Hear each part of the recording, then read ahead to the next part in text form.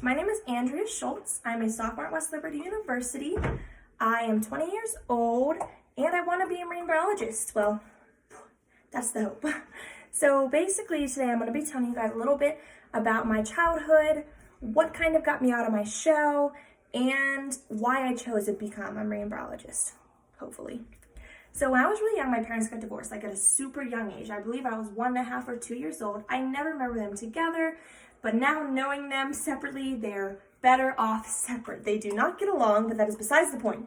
So I was with a parent who never remarried. They were single and they still are single, who had another sibling. So I had a younger brother with me, and with being with the single parent, we had to move a lot for jobs.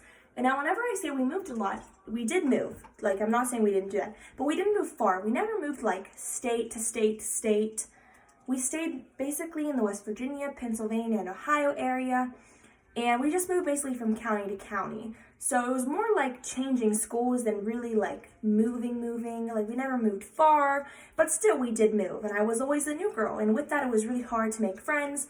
I never joined like a sports team or got involved in clubs or anything because I thought there was no point. Until my mom had told me, like, there's teams where they don't play for school. Like, it's a league. And I was like, wow, like, that's awesome. Like, could I stay in it? She's like, yeah, you could do that. And I was like, okay, let's try it. So then I had joined a little league soccer team. We were called the Thunderbolts. It was a unisex team. It's where I actually met some of my best friends. And most of us still stay in pretty decent contact, I would say. But ever since I was 7, I got put in soccer. I just loved it. I loved how it brought the team together. I loved the fact of having those friends. And really, I just feel like the connections you make in sports is so much stronger than any other connection you could probably ever make.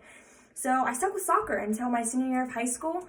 I unfortunately had to leave that team because once you're in high school, you then play for school teams.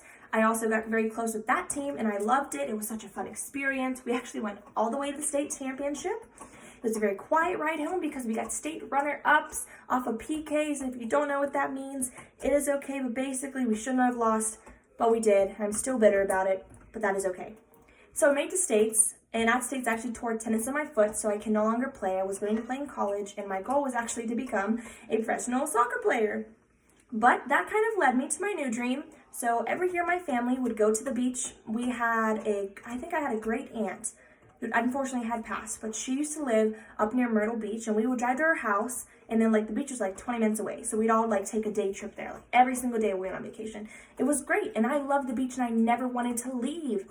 And I actually was a zoo sci major for a little bit until I had realized like I just couldn't keep interest in zoo animals, and every time we talked about fish, that's when my interest was, and I was like, I might make a passion out of this. So my goal was to become a marine biologist. I'm only a sophomore, and I'm in much college debt, so we will see if I get there, but that is the plan. That's a little bit about me and how I became who I am today and what my plan is, and hopefully I will be traveling all the world's waters. That's ocean, lakes, and rivers. So we'll see how that goes. You guys have a great day.